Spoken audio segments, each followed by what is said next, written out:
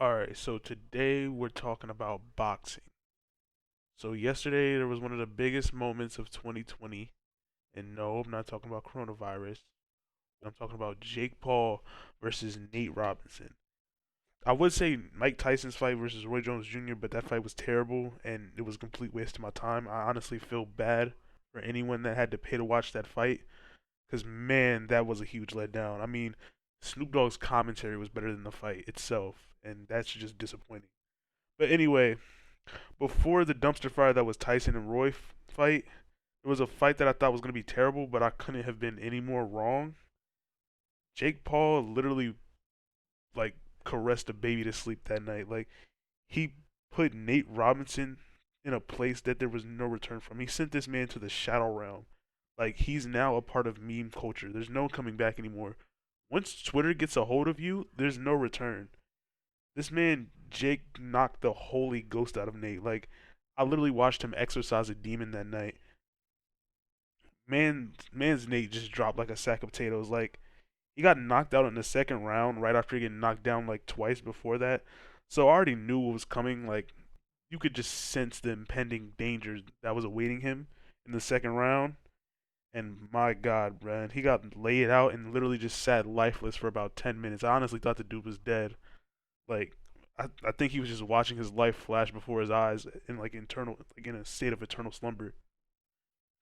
But what makes it worse is that I was watching the start of the fight and the announcer had the audacity to call this man Crypto Nate. Like just hearing that name made me cringe and I already knew it was over for him at that point. Like what type of nickname is that? Nickname is terrible. And to make it worse, I was watching a post commentary of a reporter interviewing Jake after the boxing match, and he literally was just promoting his song. Like you could tell he didn't care. Like you could just see like you know what, I don't care. This dude's nothing to me anymore. And just imagine being Nate Robinson's sons watching your dad get defaced and disrespected like that in front of thousands of viewers.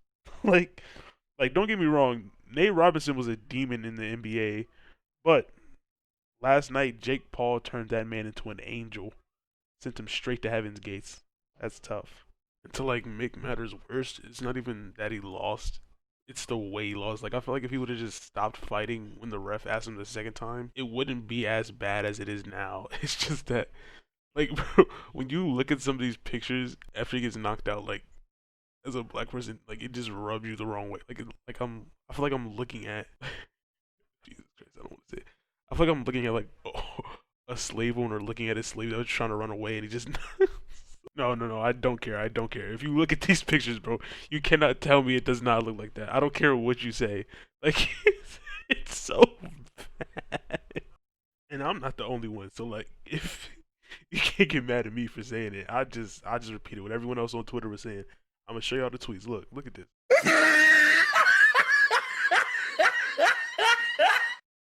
Like I said, man, it's not just me, and I know it's only two people, but it's not just me at least. So I don't want to hear nothing about that. But like, on to this Mike Tyson and Roy Jones Jr. fight.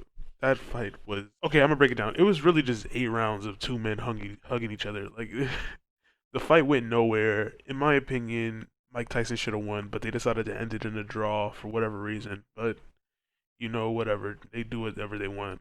They're lucky that Jake Paul saved the night. If it wasn't for Jake Paul, the fight would have been terrible. Like the whole card would have just been done for. Even though the first fight was actually really good. Like I don't remember the names of people that fight, but the fight was actually really good. But we're not here for real boxing. We're here for content. So let's move on to the memes.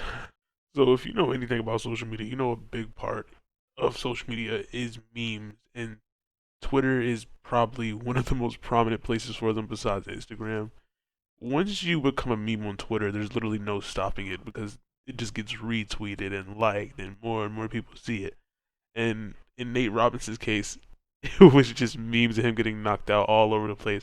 I'm about to show y'all like a whole bunch of them and just let y'all see for yourselves how many memes there actually were of him.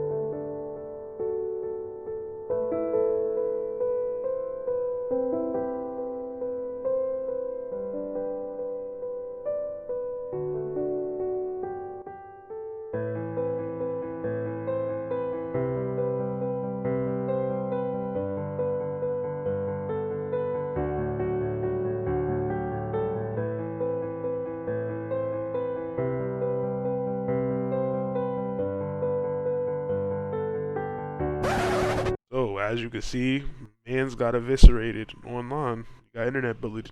Feels bad, but it's how the cookie crumbles when you take an L on social media. So GG's, man. But it's not all bad. I'm pretty sure Nate got paid a hefty sum for the fight, him and Jake. So I'm pretty sure his pockets aren't as down bad as he is right now.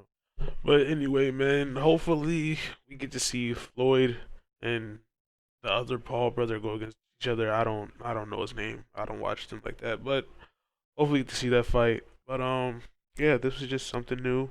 Make sure to like, comment, subscribe. Let me know what I can do better. If you guys want more videos like this. And yeah, I'm out of here. But before I go, here's a clip of Nate Robinson taking an L last night.